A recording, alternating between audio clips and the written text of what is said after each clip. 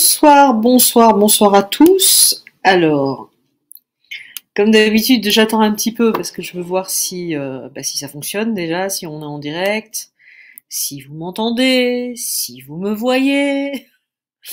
Voilà. Alors, là, je vois, j'ai un retour sur YouTube. Je me perfectionne un peu de soir en soir. Donc, j'ai trouvé le moyen d'avoir un retour qui fonctionne. Alors, ça m'a mes connexions excellentes, mais il n'y a pas l'image. Alors, si vous me voyez, mettez-moi un petit message, ça me fera plaisir. J'ai le chat ouvert. Je vois qu'il y a déjà un petit peu de monde en attente.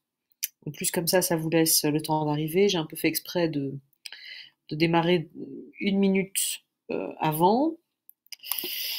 Ouais, ça marche pas. Et je vois qu'il y a pas, il y a tout sauf l'image. Donc, je vais quand même regarder. Parce que ça ne sert à rien que je commence s'il y a tout sauf l'image. Tac, tac, gérer les vidéos. Voilà, ça c'est toujours la minute, les 2 minutes de début d'installation. Et je vois que tout le monde fait pareil. Tic, touk, touk. Alors, tant que ça s'ouvre. Diffusion en direct. Voilà. Garabandal. Alors, si je l'ouvre, qu'est-ce que je vois? Qu'est-ce qu'elle voit, la dame, si elle ouvre la vidéo sur YouTube? Est-ce qu'elle voit ce que vous voyez ou est-ce qu'elle voit rien? C'est ça un peu la question. Ah ben, elle voit rien pour l'instant. Et pourquoi? Et pourquoi? Et pourquoi? Voilà, voilà, voilà. Donc, la dame, elle voit strictement rien. Oui, on voit, ok pour nous. L'image est bien là, merveilleux, alléluia. Allez, c'est bon alors. Donc hop, j'éteins le son qui est là. C'est super. Bonjour Laurence, bonjour Gwenaëlle. Voilà, c'est super. Bon, eh ben, écoutez, on va y aller tranquillement. Alors déjà, ce qui me fait très très plaisir, pas forcément pour moi, mais pour Garabandal surtout, c'est que sans publicité, sans rien du tout, les vidéos chaque jour montent en visio. Ça veut dire donc que quand on se base sur du concret, sur des vrais documents, eh bien ça intéresse des gens. Et puisque Garabandal, ça a toujours été fait un peu par-dessus l'épaule, vous voyez ce que je veux dire? Que là, au moins, on est vraiment avec des documents qui sont ultra précis, qui sont ultra sourcés, et surtout qui sont d'époque. Et c'est ça qui m'intéresse en fait dans les documents, c'est que dans les apparitions, au fur et à mesure du temps, eh ben c'est un peu un phénomène de bouche à oreille, et les apparitions se déforment, j'ai envie de dire.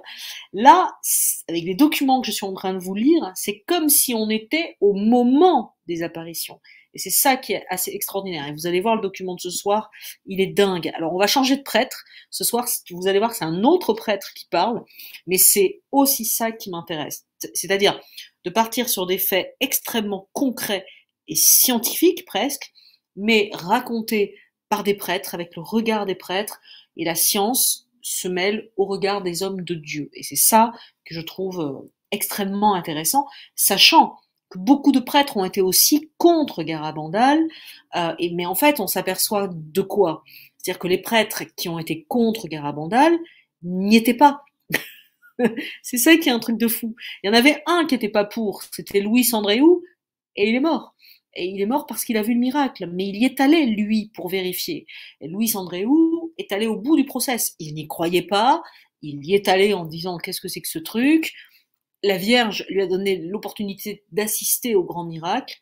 Et il est mort une heure après. Et Conchita, il y a 2 soirs, nous disait qu'en fait, il était mort de joie. C'est ça qui est incroyable. Voilà. Allez, je vois qu'il y a de plus en plus de monde, donc c'est chouette. De toute façon, c'est pas grave. J'ai décidé de le faire en direct, voilà, pour qu'on puisse être en interaction. Même si quand je lis, j'ai beaucoup de mal à vous lire. Euh, mais je sais que les vidéos restent et je le vois là depuis 3 soirs. Sur la première vidéo, on a 500 ou 600 personnes, alors que j'avais fait zéro pub, donc c'est bien que les gens, il y a un vrai phénomène de bouche à oreille qui se passe. Alors pourquoi je le dis tous les soirs, mais je le redis ce soir, on est le 1er mars 2022, je précise bien la date parce que dans 2 ans sur YouTube, on saura pas trop où on en était. Donc on a un conflit avec l'Ukraine qui a débuté, on est menacé d'une guerre nucléaire, donc on est dans un moment un peu angoissant. Et c'est aussi tout ça parce que ça fait un an et demi que j'avais les documents dans mon ordinateur, je savais pas trop comment j'allais les sortir. Et c'est ça aussi qui m'a décidé à accélérer un peu le mouvement. Et il se trouve que j'édite des livres aussi dans ma vie. Et là, je me suis dit, est-ce que je fais ça sur un livre? Est-ce que je fais ça par Internet? Et puis j'ai décidé de le faire par Internet parce que un livre, ça coûte un peu d'argent pour le fabriquer. Et je ne voulais pas monnayer ces informations. Voilà, je voulais pas qu'il y ait un système d'argent qui rentre en ligne de compte parce que à qui donner cet argent? Est-ce que c'est à moi à qui ça a coûté des sous? Est-ce que c'est aux héritiers de ces documents? Eux, ils me l'ont donné avec leur cœur en me disant diffuse au monde. Donc c'est ce que je fais, je diffuse au monde. Voilà. Alors, je sais pas si je vais vous dire ça.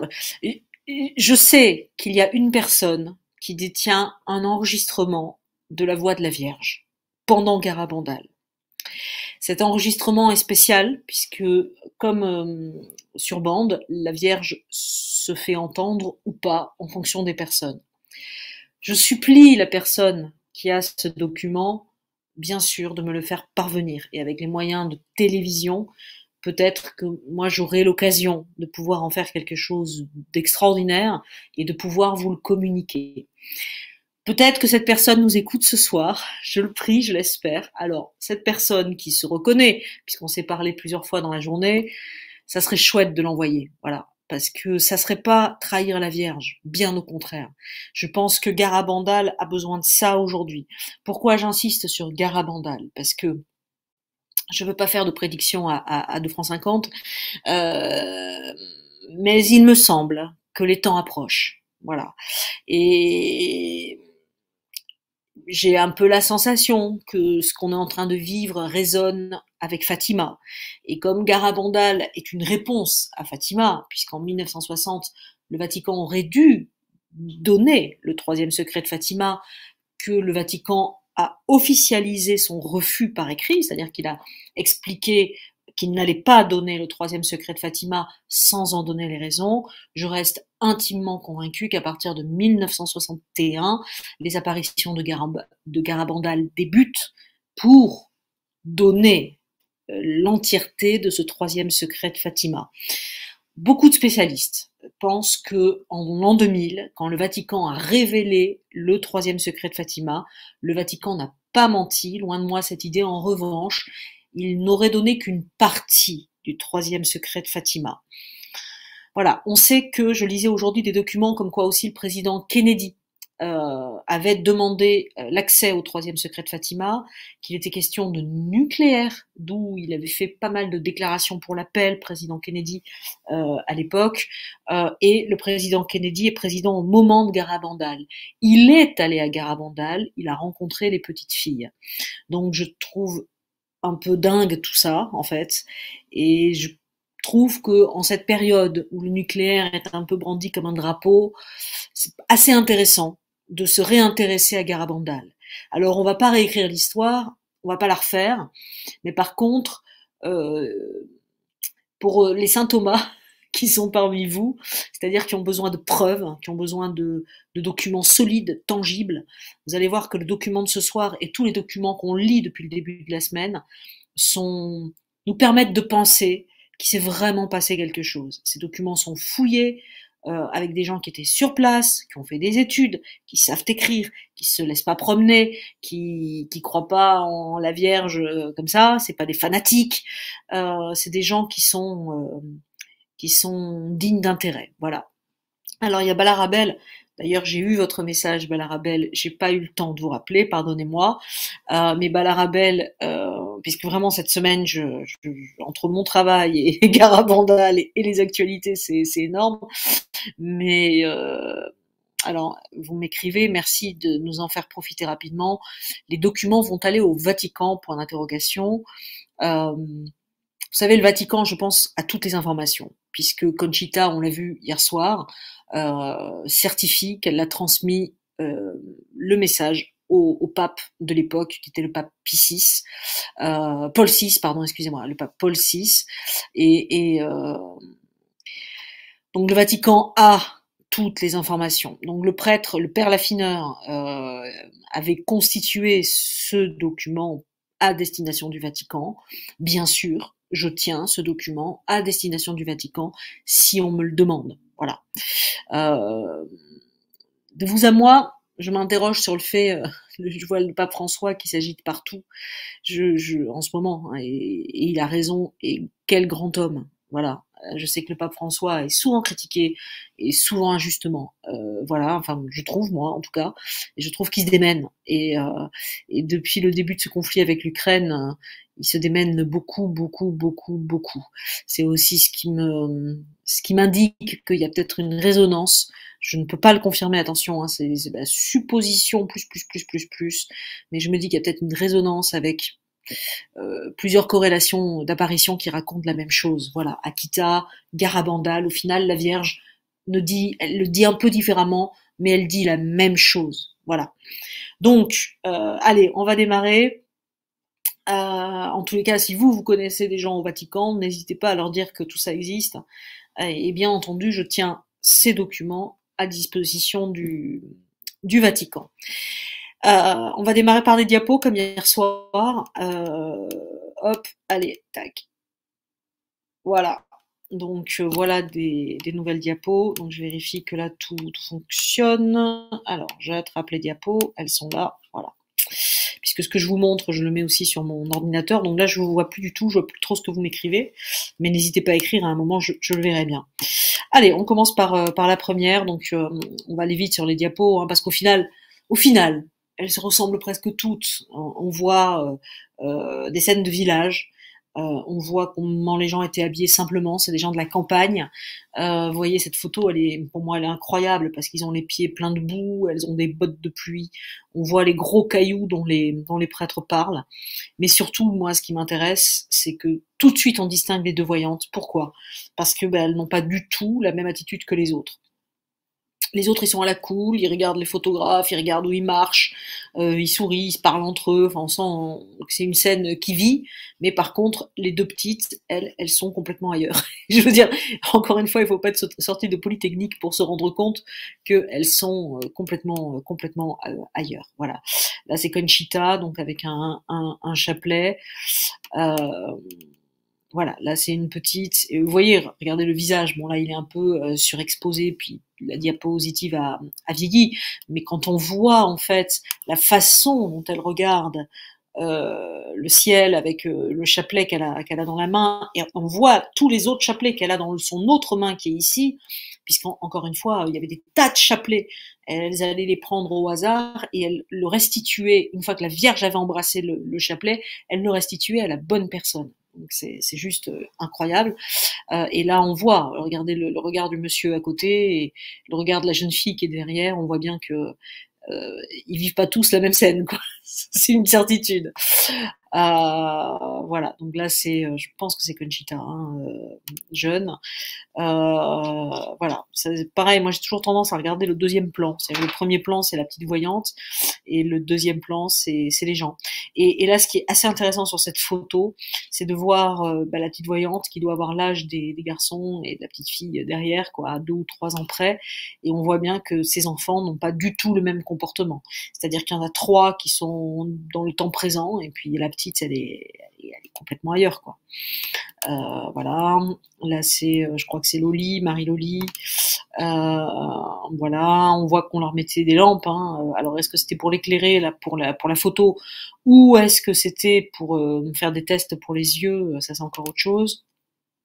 Voilà, là, on voit qu'on continue à éclairer. Non, je pense qu'il lui éclairait plutôt le chemin, là, le monsieur, le jeune homme.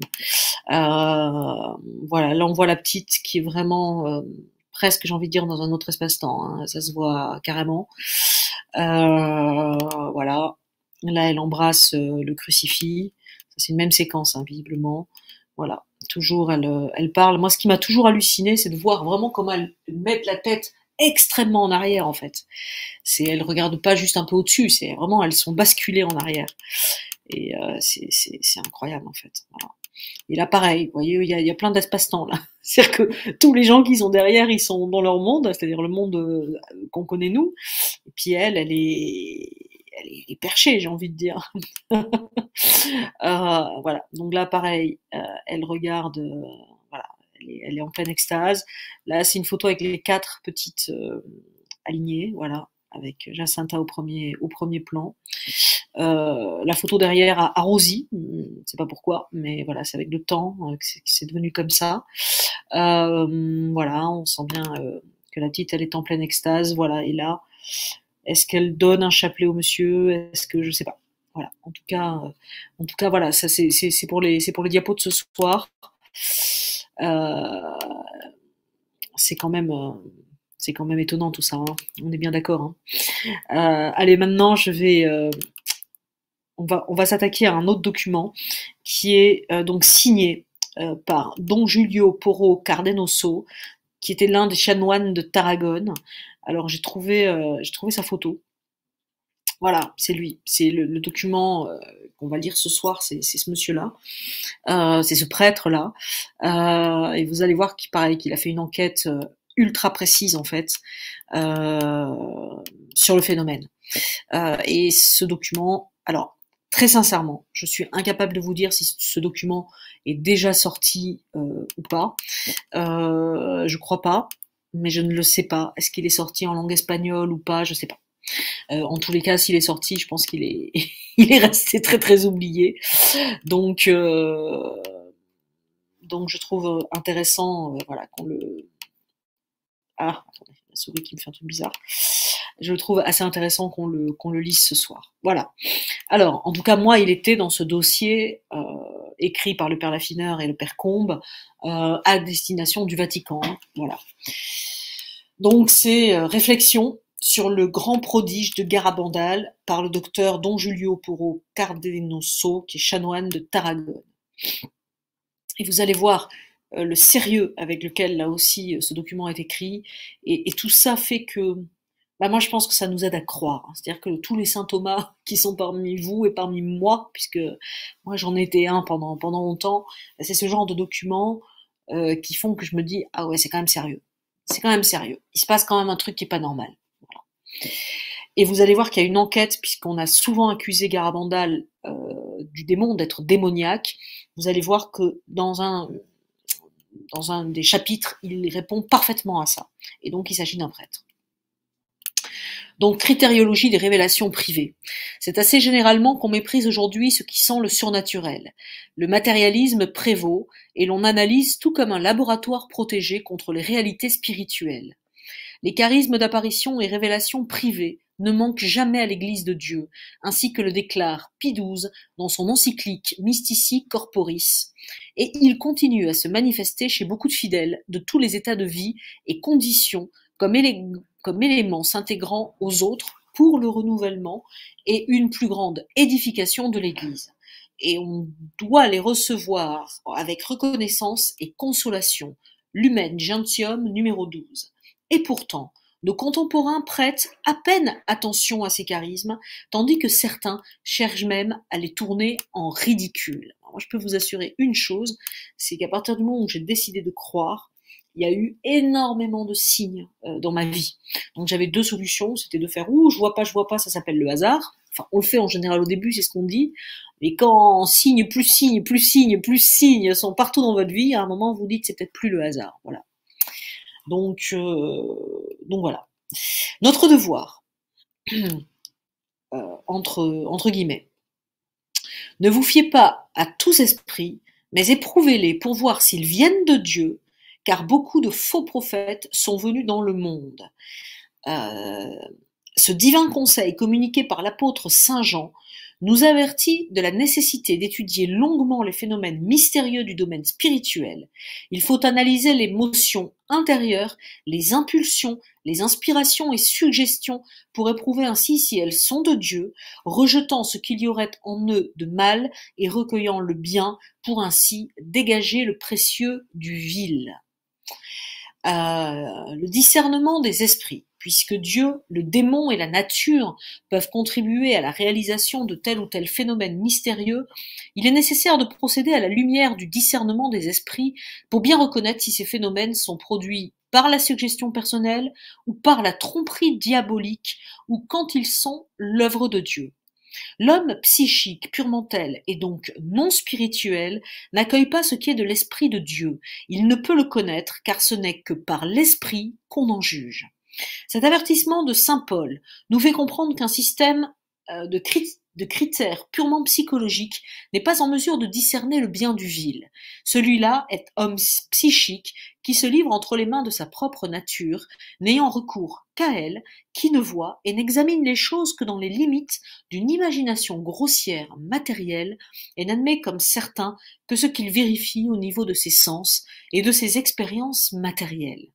C'est pour cela qu'il y eut tant d'erreurs et de fraudes, de tromperies, d'illusions, de simulations, d'ambiguïtés dans les jugements portés sur ces phénomènes. Voilà. Mais note importante, oui, je l'ai pas mis le i ici. Les membres de phrases entre tirets sont tous des gloses et explications du traducteur. Voilà. Vous voyez que le chanoine, il est précis dans sa recherche. Il importe de procéder à l'examen des apparitions et révélations privées en disant avec le psalmiste « Le Seigneur est ma lumière et mon salut ». Jugement pratique.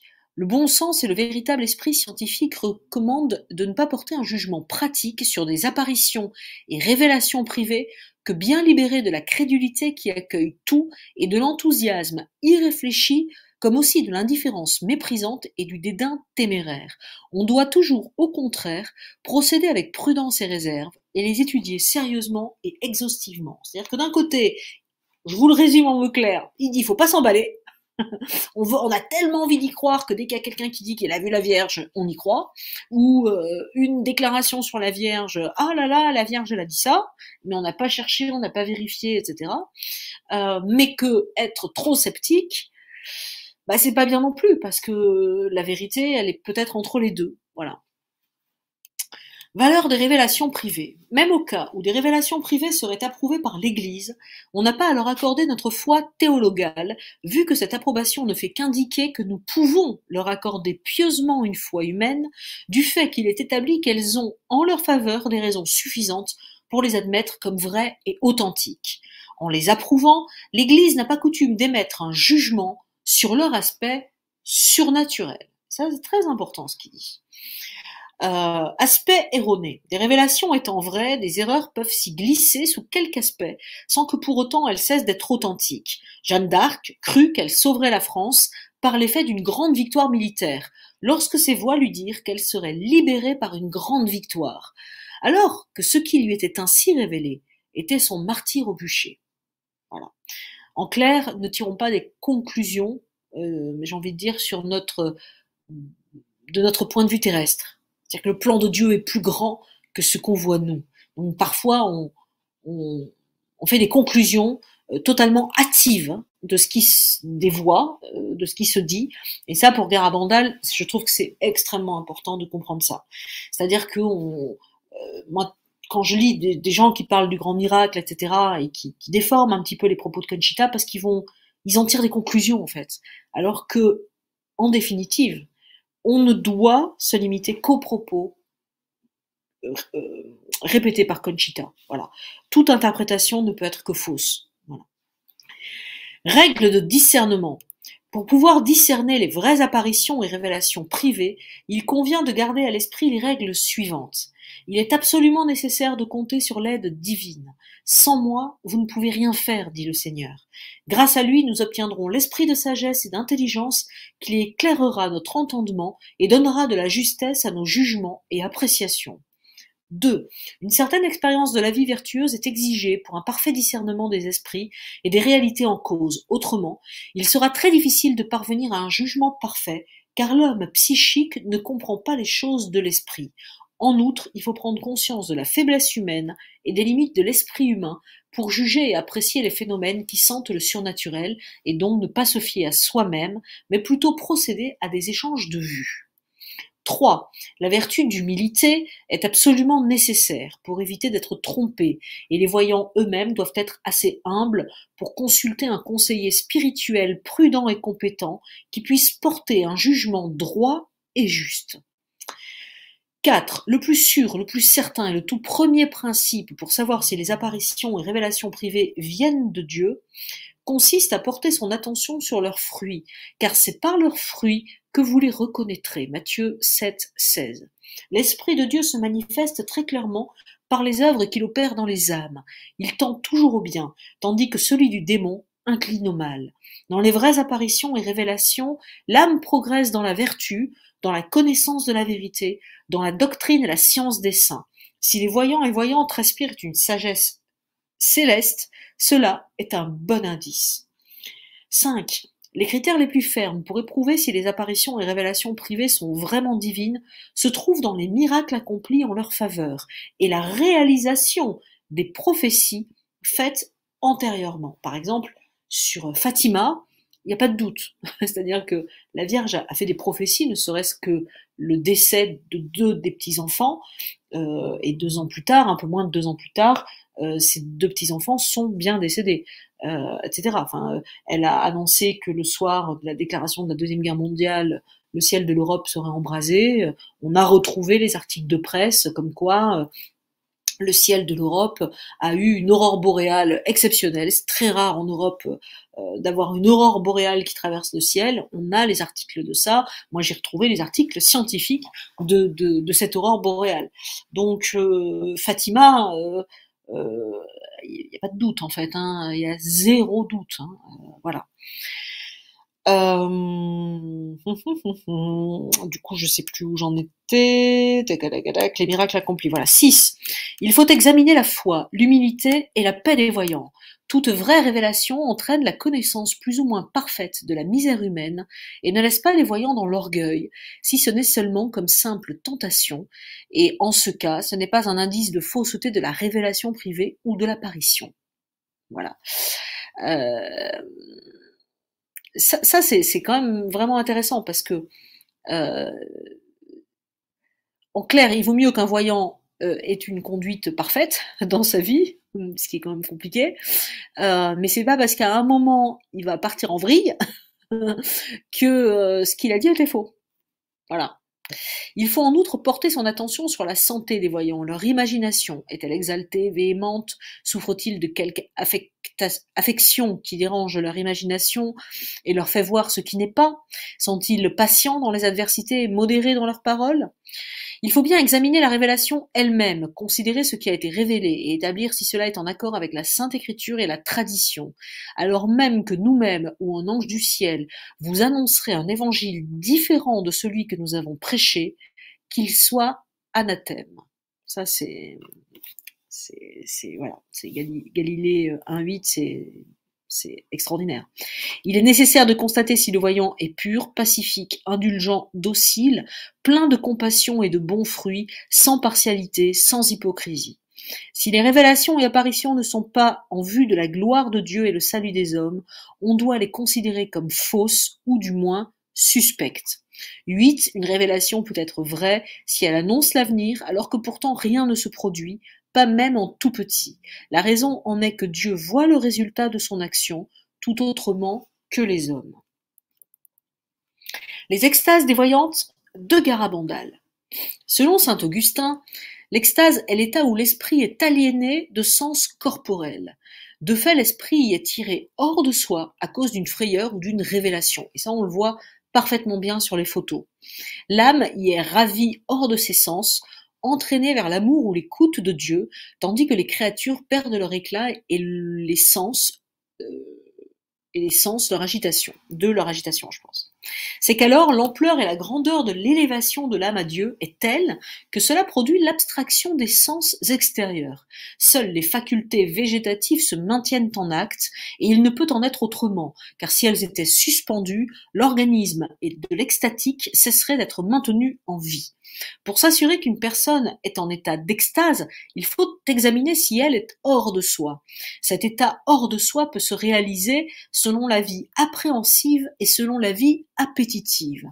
L'extase se situe formellement dans la faculté appréhensive, laquelle sert à la connaissance, et cela parce que la méditation ou considération de quelque réalité ou personne concrète, l'entendement se trouve abstrait du reste des choses. B. L'extase se situe éventuellement aussi dans la vie appétitive lorsque l'appétit, c'est-à-dire cette faculté très générale qui nous tend vers le bien absolu ou tel bien particulier, projette le sujet vers et dans un autre, le faisant sortir de lui-même de quelque façon. Nous disons alors que l'extase s'y situe causalité, c'est-à-dire par sa cause, car en effet la véhémence de l'affection absorbe totalement l'âme, bien qu'elle ne cesse pas pour autant d'être sui juris, c'est-à-dire disposant d'elle-même. L'apôtre l'exprime ainsi: « Je vis, moi, mais ce n'est plus moi, c'est le Christ qui vit en moi. » Je crois que les extases des voyantes de Garabandal se situaient dans les deux facultés, appréhensive et appétitive. Je pense que vous voyez bien que le document est extrêmement sérieux. Cause de l'aliénation de l'esprit. L'extase produit l'aliénation de l'esprit et cela est dû. 2 points. 1. À la grandeur de l'amour ou dévotion, l'esprit est embrasé d'un tel désir céleste que l'amour croît au-delà des limites humaines et soulève l'âme jusqu'à lui faire éprouver une expérience céleste. 2. À la grandeur de l'admiration, car l'âme est soulevée au-dessus d'elle-même, irradiée, qu'elle est par la lumière divine, suspendue dans l'admiration des choses célestes, tirée hors de son état habituel et élevée à un état sublime, comme dans un scintillement d'éclair. 3. À la grandeur de la joie, car l'âme imbibée et enivrée par l'abondance de céleste suavité oublie ce qu'elle est et ce qu'elle avait été, demeurant aliénée d'elle-même et transformée par une affection supraterrestre, une affection céleste. C'est pour cette raison qu'il arrive que, selon que l'une ou l'autre de ces trois causes entre en jeu, l'extase surélève soit au-dessus des sens corporels, soit au-dessus de l'imagination, soit au-dessus de la raison. Dans les extases éprouvées à Garabandal, aucun de deux qui en ont été témoins oculaires et qui se prononcent impartialement ne pourra nier qu'il a vu bien des fois un certain reflet ineffable et sublime sur le visage des voyantes extasiées. Les documents photographiques, si souvent enregistrés par les caméras et appareils photo, ne laissent pas place au doute. Ils sont très éloquents. Et ce que je disais il y a 3 minutes, je le disais avec des mots plus simples. Comme il y eut des extases qui durèrent jusqu'à 7 heures, cela permit une observation consciencieuse, scientifique, pratique. Pour moi, les extases de Garabandal soulevèrent toujours ou quasi au-dessus des sens corporels des voyantes, car je n'ai jamais pu constater que l'une d'elles ait eu consciemment en extase l'usage et l'exercice de ses sens afin de se rendre compte de ce qui se déroulait autour d'elle. Il est possible que ces extases se réalisèrent bien souvent au niveau de l'imagination, et je n'ai pas l'ombre d'un doute qu'il y en a eu aussi qui se firent au-dessus de leur raison. Elles-mêmes n'ont pas précisé cela que je sache, et cela n'a rien d'étrange, vu que saint Paul nous dit, ouvrez les guillemets, je connais un homme qui, était-ce en son corps ou hors de son corps, je ne sais, Dieu le sait, fut ravi au 3e ciel. Ce qui est certain et évident, c'est que si la raison était pleinement consciente d'elle-même dans l'extase et n'était pas aliénée, c'est à peine si elle pourrait distinguer ou discerner l'objet de sa contemplation, du fait que la contemplation céleste la tire de son état habituel et l'élève au sublime. Et ça, moi je viens de finir un film sur Lourdes, sur les apparitions. Bernadette Soubirous, c'était exactement ça, c'est-à-dire que elle était, je pense, on n'a pas les films puisqu'il n'y avait pas de cinéma en 1858, mais elle était vraiment dans cet état-là, c'est-à-dire qu'on Il y a beaucoup de témoignages qui disent qu'on n'arrivait pas à la soulever, on n'arrivait pas à l'extraire. Ce qu'on appelle le miracle du cierge, elle laisse sa main sur un cierge pendant 15 minutes. 15 minutes où la flamme la brûle directement, sauf qu'elle n'est pas brûlée. Et dès qu'elle sort de l'extase, elle remet sa main sur la flamme, elle dit « Ouh, ça brûle !» Donc c'est comme s'ils étaient complètement élevés. Enfin, moi, je retrouve ce que ce prêtre écrit dans les documents que j'ai pu voir, que j'ai eu la chance de voir au sujet de Bernadette Soubirous. Dans l'extase, au-dessus des sens corporels, il arrive que l'âme, en se livrant à la contemplation, applique son énergie de telle façon au sens interne qu'elle ne porte plus son attention au sens externe, qui ne sont plus alors excités pour des objets extérieurs à exercer leur fonction, leur usage, cessant du même coup. Ils sont, pour ainsi dire, sous narcotique ou en léthargie, c'est-à-dire qu'ils sont complètement coupés du monde externe. Dans l'extase au-dessus de l'imagination, il arrive que les sens internes étant absorbés par la contemplation céleste et empêchés de donner leur concours, Dieu ne leur accordant pas le sien, l'âme ne peut s'appliquer aux objets auxquels tendent ses sens internes.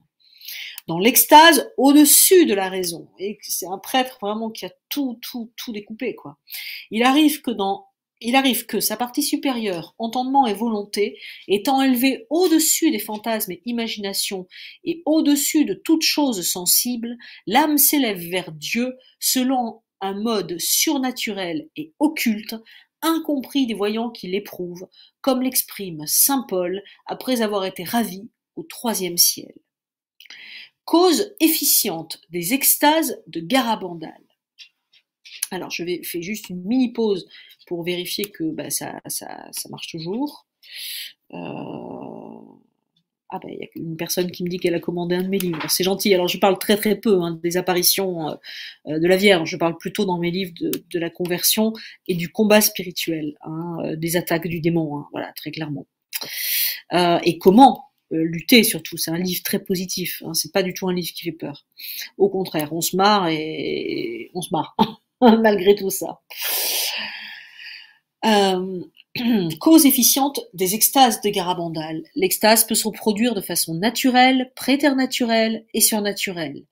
L'extase naturelle a pour cause la catalepsie, qui prive le sujet de ses sens et produit chez lui la rigidité et l'immobilité. Les yeux demeurant ouverts et fixes, sans ciller, les cataleptiques retiennent l'image de la personne qui veille sur eux, bien que leur sens soit totalement endormi, demeurant inflexible comme une souche, sans parler ni sentir. Cette extase naturelle peut se produire par la médiation d'une imagination véhémente, certains influx, los spiritus animales, venant converger dans le cerveau et empêcher l'exercice des sens extérieurs. Plus l'imagination est intense, plus forts sont ces influx vers le cerveau et plus forte, longue et durable l'abstraction des sens. Rapport des médecins de la commission. Alors, hier, je vous ai dit qu'on lirait plus les détails ce soir. En fait, j'ai décidé de vous lire ce document, mais il exprime, vous allez voir, de manière plus courte certains rapports, mais qu'on lira plus en profondeur dans les jours qui arrivent. Rapport des médecins de la commission. La commission spéciale nommée pour l'étude des phénomènes de Garabandal a compté 2 médecins, le docteur Morales et le docteur Pinal, l'un psychiatre, l'autre pédiatre. Le docteur Morales diagnostiqua que les extases de Garabandal étaient une simple catalepsie collective. Il déclarera publiquement « Le docteur Morales vous assure aujourd'hui que ces enfants ne viendront pas ici et que cette farce est terminée. » Il s'était trouvé avec chacune d'entre elles séparément, mais il ne s'était pas écoulé 10 minutes depuis sa déclaration que les voyantes arrivèrent de nouveau en ce lieu où le docteur Morales avait assuré qu'elles ne viendraient pas, et toutes en extase. Le docteur Pinal se prononça ainsi. C'est un phénomène d'hystérie qui a commencé chez 4 fillettes et ne tardera pas à s'étendre à d'autres, et au lieu de 4, les visionnaires seront 40. Mais il n'en fut pas ainsi non plus, et la vision ne consentit pas à la substitution d'une fillette de 6 ans à une de 12, comme ils tentèrent de faire un jour. La catalepsie se reconnaît facilement par les effets éprouvés physiquement par les sujets de cette affection. Les voyantes de Garabandal jouissaient d'une santé parfaite, tant que durèrent leurs extases. Cela prouva clairement qu'elles ne souffrirent pas d'une telle catalepsie collective. Je m'en porte témoin, là c'est le chanoine qui parle, je m'en porte témoin. Les petites voyantes n'avaient pas par tempérament un désir si véhément de leur vision qu'il provoquerait par là même l'abstraction des sens. Par ailleurs, il est hors de doute que les voyantes n'eurent pas leurs extases chaque fois qu'elles les désiraient, ni qu'elles en sortirent à leur gré, à moins qu'elles ne fussent mises en quelque extase qu'elles auraient peut-être simulée. Voilà. Voilà un chapitre que je voudrais que tous les prêtres entendent. Je voudrais que tous les prêtres lisent ce chapitre du chanoine de Tarragone et les écrits du Père Laffineur.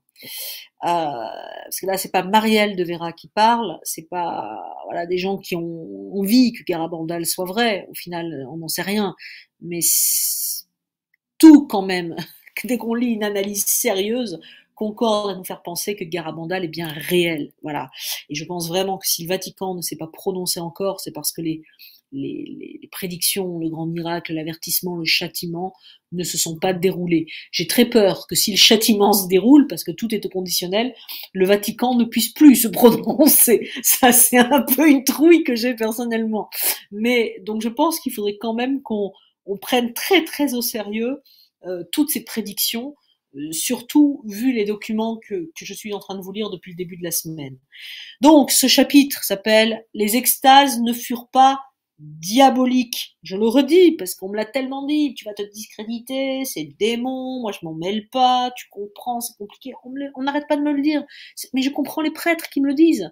C'est aussi par sérieux qu'ils le font. Et puis parce qu'ils ont tellement entendu dire que c'était le diable que ils osent plus. Donc ils ne s'y intéressent pas. Ils passent complètement à côté de ces apparitions qui pour moi sont fondamentales. Les extases ne furent pas diabolique, je l'ai dit 3 fois. Le diable produit des extases en se soumettant les sens et en faisant obstacle aux influx qui du cerveau parviennent aux sens extérieurs, tout en excitant dans l'imagination et dans l'intellect une véhémente pensée ou méditation de quelque objet ou quelque affaire. L'extase d'origine diabolique se produit avec de graves distorsions de membres chez les sujets qui s'y trouvent soumis, des mouvements et des gestes sans décorum, manquant à la pudeur, à l'honnêteté et aux bonnes mœurs. Il y a généralement dans ces cas quelque chose d'indécent dans les mouvements intérieurs et dans les mouvements extérieurs, indécent en un sens naturel et indécent à l'égard des normes morales des bonnes mœurs. Ces extases sont généralement obtenues chaque fois que le sujet les désire. Ceux qui en ont ne se proposent jamais d'être meilleurs, ni d'être vraiment humbles. On se propose généralement quelque mal, et si l'on se propose quelque bien, c'est en vue d'une fin mauvaise. Après leurs extases, ces extatiques demeurent perturbés. Aucune de ces conditions ne se rencontrait dans les extases de Garabandal pour autant. Elles ne sont pas diaboliques. Je relis cette phrase. Aucune de ces conditions ne se rencontrait dans les extases de Garabandal, pour autant elles ne sont pas diaboliques. L'opinion des théologiens de la commission. Les villageois se trouvant rassemblés dans l'église avec un bon nombre de pèlerins, le président de la commission spéciale Santandérine prit la parole et, du cœur, déclara s'adressant à tous « Moi, quoi qu'il arrive, je ne crois pas à cela. » Quelle valeur peut avoir le jugement d'un théologien qui se prononce ainsi a priori?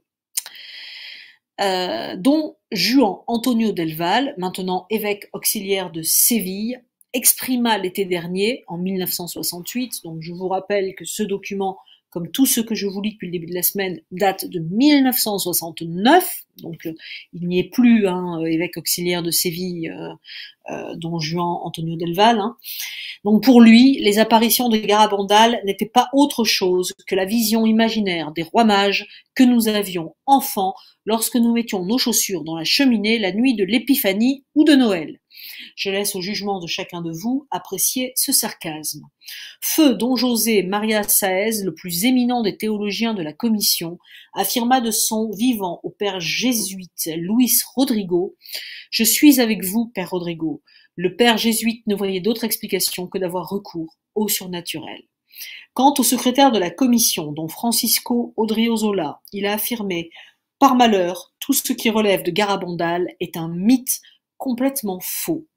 C'est ainsi que se sont exprimés les théologiens de la commission, que chacun de vous évalue leurs divers jugements. Alors c'est fou parce que hier soir, on lisait le rapport du père Laffineur qui concernait la commission de Santander qui les a assassinés, on va pas se mentir.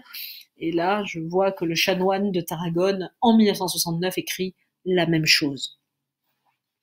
Ces extases sont surnaturelles. L'extase surnaturelle se produit lorsque Dieu, soit par lui-même, soit par le ministère des anges, ravit l'homme et l'aliène afin qu'il contemple plus librement les réalités divines. Dans l'extase surnaturelle, on rencontre communément la lévitation, non pas parce que cela serait nécessaire, mais parce que le Seigneur le veut ainsi. La lévitation est une certaine participation imparfaite à ce don des corps glorieux qu'on appelle l'agilité. D'ailleurs, c'est moi qui fais une parenthèse, beaucoup de personnes qui ont dit mais c'est diabolique Garabandal se sont basées sur les lévitations en disant oh là là on comprend pas ce que c'est diabolique, sauf que la Vierge elle-même lévite.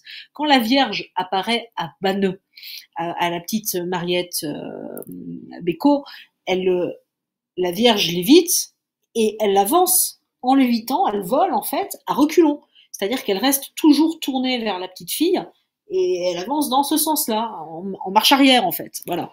Donc et elle lévite et c'est la Vierge, Notre-Dame des pauvres, c'est comme ça qu'elle se présente à Banneux. Donc le fait que les petites filles lévitent n'ont rien à voir avec les lévitations démoniaques. L'extase d'origine divine peut se rencontrer sans être précédée de quelques méditations, ni même d'une brève considération chez la personne entrant en extase, et Dieu a coutume de la produire pour faire considérer quelques mystères de la foi par l'extatique. En cet état, elle s'ordonne totalement, intérieurement et extérieurement, ne parlant que des choses qui excitent à l'amour de Dieu, ceux qui en sont témoins tout en restant humbles et comme confondus dans sa pudeur spirituelle. Son visage reflète le bonheur, son esprit se remplit de joie et son cœur de sécurité. Elle ne se vante pas ni ne recherche le plaisir d'être entourée et craint que peut-être on ne la prenne pour une sainte. Quand l'extatique progresse dans l'humilité et dans les autres vertus, on ne peut douter que les extases soient divines, car se dépouiller de tout attachement aux créatures, grandir dans l'amour de Dieu, se vouer à une pureté chaque jour plus profonde, croître dans l'humilité sont des signes évidents de la surnaturalité des extases. Le meilleur indice et le signe le plus sûr pour savoir si elles sont surnaturelles est de déceler si la conduite de celui-ci qui en a est telle qu'il s'applique aux divins préceptes, méprise le monde et déteste ses pompes et ses vanités. Les documents photographiques des extases de Garabandal forment un témoignage digne de foi et de la contenance et attitude des voyantes. Leurs faces et les traits de leur visage réfléchissent manifestement l'allégresse et la joie spirituelle. Nous avons pu constater bien des fois la pudeur et la modestie des voyantes, et nous continuons à l'éprouver quand nous montons à Garabandal et que nous parlons avec elles. Je n'ai jamais vu en elles de la jactance pour avoir été choisie par Dieu, ni constaté qu'elles tiraient vanité de leurs extases. Si l'on analyse ce que les voyantes sentirent dans leur âme et corps durant leurs extases, il n'y a pas d'indice, ni même de quoi soupçonner une action diabolique, ni non plus un phénomène purement naturel. Les paroles que les voyantes entendirent en extase, ce qu'elles virent, les éclaircissements et conseils qu'elles reçurent, tout fut pur et droit et très conforme à la doctrine catholique. Monseigneur Beitia l'a reconnu solennellement dans sa seconde note officielle, 4e à émaner de l'évêché de Santander. Nous n'avons pas trouvé de matière à censure ecclésiastique condamnatoire, ni dans la doctrine, ni dans les recommandations spirituelles, vu qu'elles contiennent une exhortation à l'oraison et au sacrifice, à la dévotion eucharistique, au culte à Notre-Dame, selon des formes traditionnelles et louables, et à la sainte crainte de Dieu, offensée par nos péchés. C'est le 4e évêque de Garabandal qui s'exprime ainsi. Le 4e entre 1960 et 1970. Enfin, pour toutes ces raisons, il faut affirmer la surnaturalité des extases de Garabandal. Pourquoi la commission spéciale ne l'a-t-elle pas fait? Ça résonne avec le document d'hier soir. Si nous parvenons logiquement à cette conclusion, il faut maintenant nous demander pourquoi cela n'a pas été reconnu par la commission spéciale de Santandérine. Je crois que la seule raison est que l'affaire de Garabandal ne fut jamais prise au sérieux. Et de ce fait, fut mal envisagée dès le départ une mauvaise orientation de principe, accompagnée et suivie d'une étude manquant de sérieux à la remorque des 2 médecins de la commission de l'esprit partisan. Tout cela fit que leurs jugements échouèrent. Je pense que si le premier prélat à agir avait eu le courage de remplacer les médecins par d'autres vraiment compétents en une affaire qui sent le surnaturel et éprouvant de plus grands désirs d'approfondir des processus de manifestation, le panorama aurait changé radicalement. Les théologiens de la commission spéciale, à l'exception du défunt don José Maria Sáez, s'en remirent a priori au faux verdict des médecins et n'eurent pas le courage de le renverser. Et comme le mystère était épais et que sa solution exigeait beaucoup de travail et un soin extrême, ils préférèrent la laisser sur la pente facile, consistant à dire qu'il s'agissait de phénomènes ayant une explication naturelle. C'était la position la plus commode. Ont-ils considéré tout ça comme une plaisanterie? Je ne le sais pas, mais c'est possible. Et là, vous voyez, je range, je suis obligée de penser à Monseigneur Laurence, l'évêque de Lourdes, qui a reconnu les apparitions, et à son courage, à son enquête approfondie, car en effet, il ne s'est pas basé que sur les médecins. Les médecins faisaient partie de l'analyse, mais il s'est basé sur tous les autres critères. Les apparitions de Garabandal. Si quelque chose se présente à notre vue, mais qu'on ne sait pas qui est celui qui nous apparaît, nous nous trouvons alors dans le cas d'une simple apparition. Si à cette apparition extérieure s'ajoute la connaissance de ce qui m'apparaît, il s'agit alors d'une vision. Il faut éviter 2 extrêmes au sujet des apparitions. 1. Croire sans examen ni distinction tout ce qui s'entend ou se lit sur des apparitions ou des révélations privées. Tant exiger pour les approuver et vouloir les éprouver avec une telle étroitesse de vue que nous nierons qu'elles soient vraies tant qu'elles ne nous entreront pas dans la tête.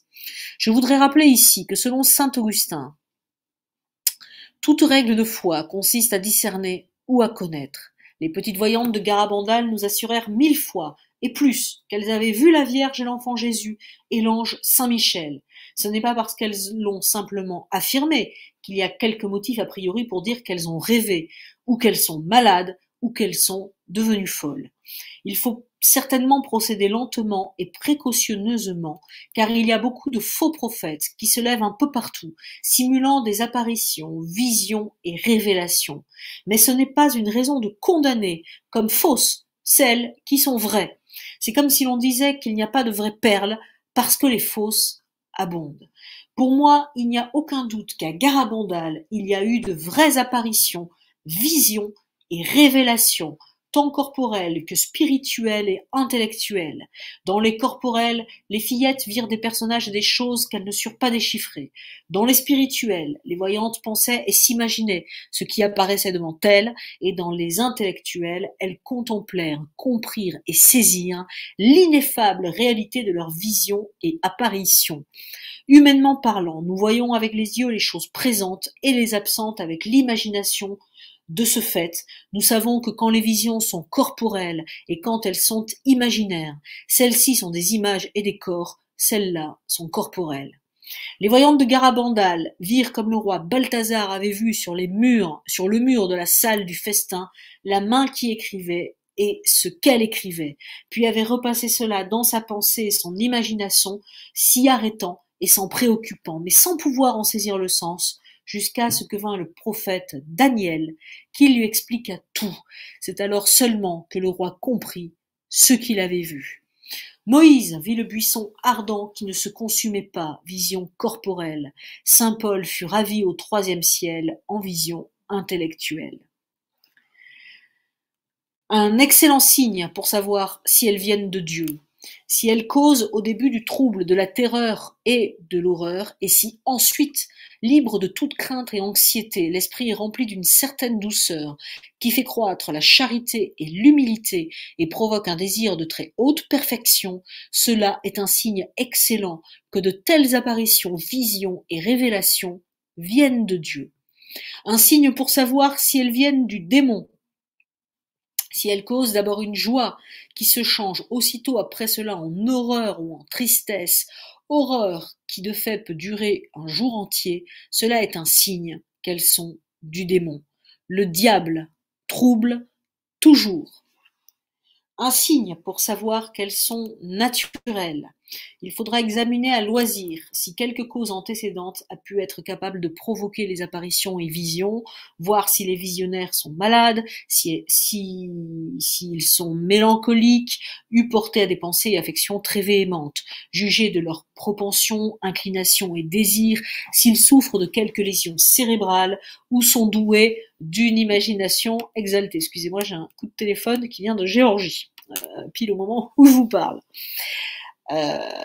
Personne ne pourra, puis insiste, personne ne pourra nous prouver scientifiquement que les voyantes de Garabandal souffrent de quelque chose qui puisse provoquer en elles des visions et apparitions de type naturel. Si de la foule des soucis naissent les songes, alors attendez, je regarde si ça n'a pas coupé l'antenne tout de même.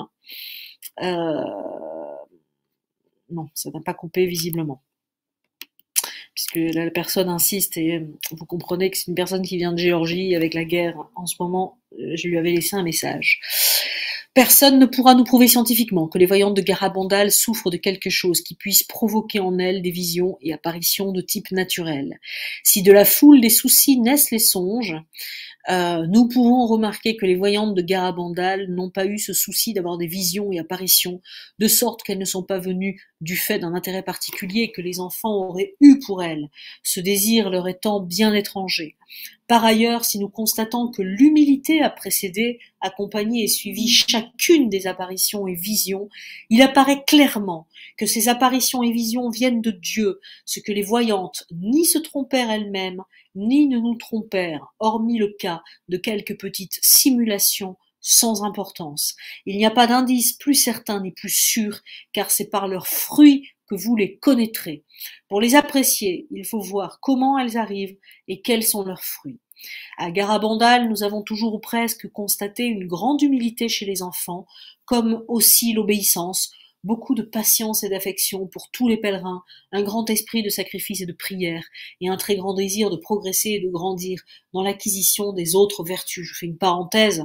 Conchita, par exemple, passée, maintenant, je crois qu'elle est un peu plus âgée et qu'elle le fait moins, puis elle a été malade, mais elle passait beaucoup de temps à Fatima, de manière totalement anonyme, à pousser les malades. Je crois qu'elle passait la moitié de l'année, elle vivait aux États-Unis, elle vit toujours aux États-Unis, mais elle passait la moitié de l'année à Fatima. Voilà. Par exemple, je sais qu'une autre, pareil, des voyantes, a été toute sa vie dans des associations, voilà, pour aider les pauvres. Elles n'ont jamais, aucune d'entre elles n'a fait fortune avec Garabandal, aucune d'entre elles. Les extases de Garabandal ne se sont jamais produites de façon horrifiante, sauf le jour de la vision du châtiment, laquelle fut horrible. Toutes les autres furent marquées par des apparences humaines pleines de paix et de douceur, de suavité et de confiance, de tranquillité et de joie. Cela n'arrive pas lorsque les phénomènes sont naturels, et encore moins lorsqu'ils sont diaboliques. Et pour rappel, à Fatima, la Vierge a bien montré les enfers aux enfants, et les enfants ont eu très peur aussi, comme à Garabandal lors de cette nuit.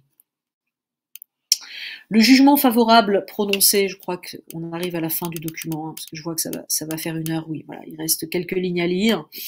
Le jugement favorable prononcé par tant de théologiens très compétents, qui virent les phénomènes et examinèrent les voyantes, comme aussi des médecins, des savants de tout genre, lesquels ne trouvèrent pas d'autre explication possible, si l'on considère l'ensemble des faits, que de les considérer comme des phénomènes surnaturels.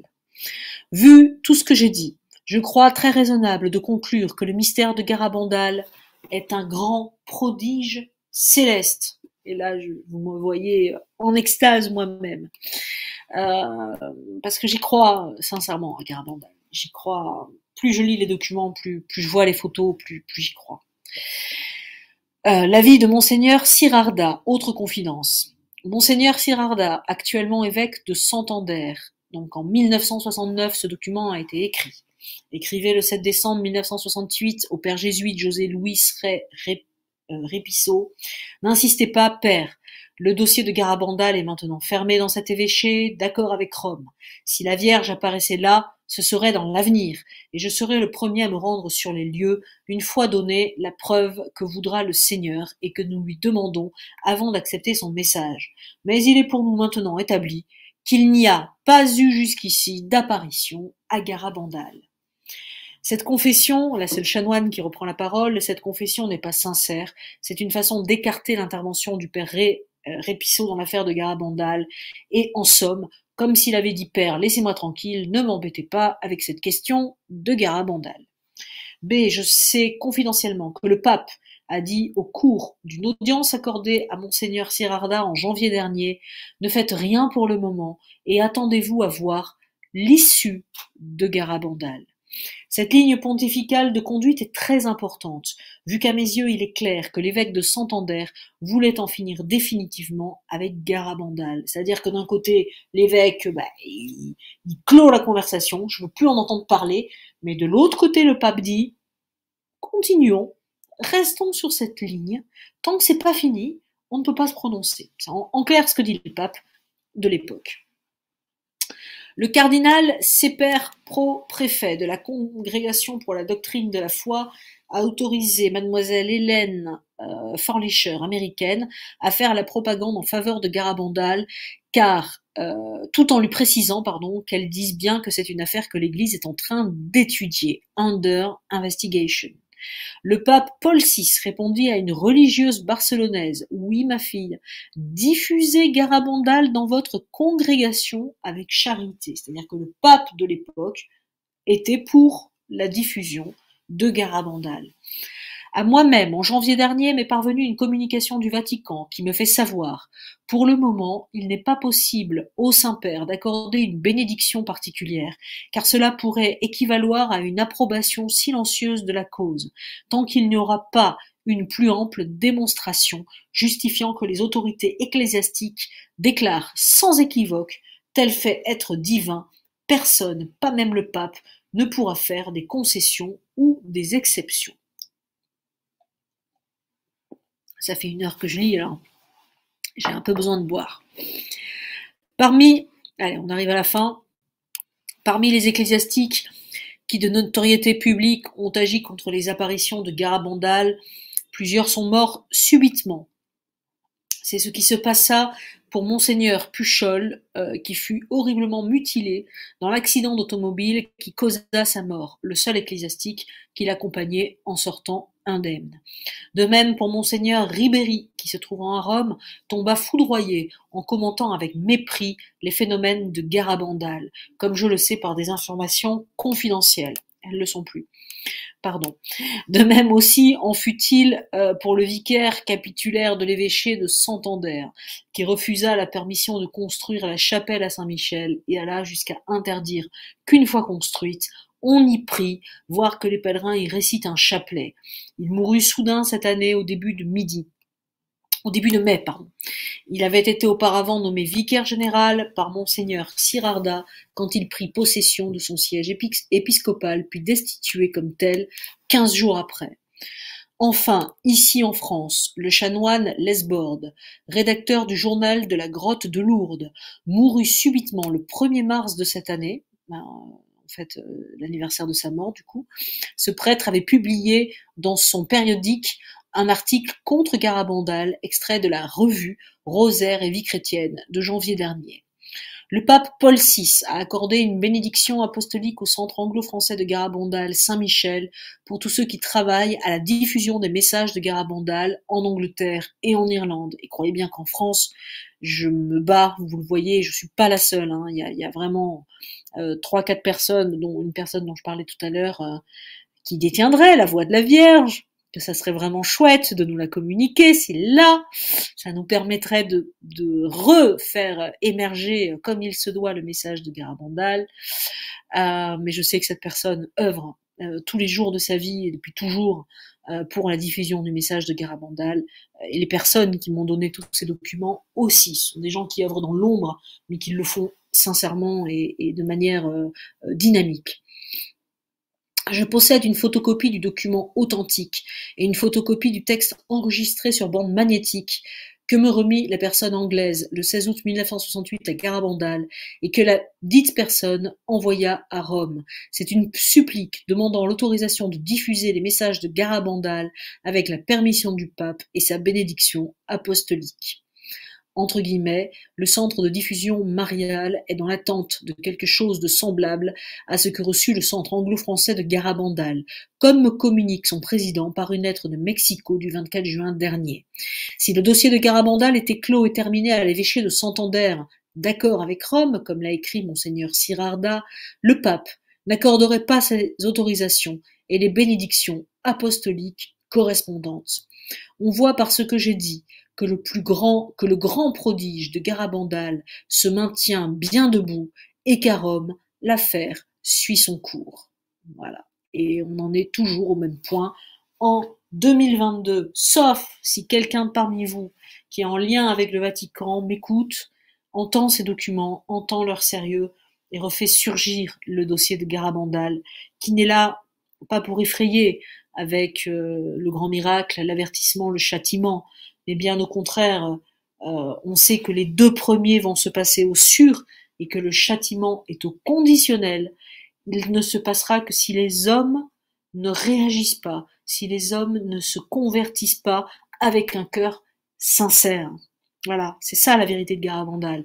Les 2 premiers qui sont doux, c'est-à-dire le fait qu'on puisse percevoir notre propre conscience, qu'on puisse voir le bien qu'on a fait, le bien qu'on n'a pas fait et qu'on aurait pu faire, et le mal qu'on a fait. Ça, c'est quand même, pour la première fois dans l'histoire de l'humanité, si ça arrive, c'est incroyable.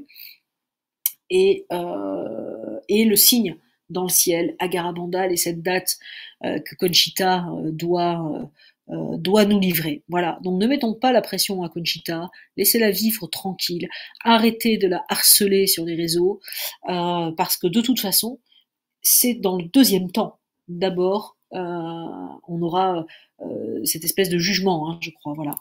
Donc Conchita ne parlera qu'au 2e volet de ces trois événements.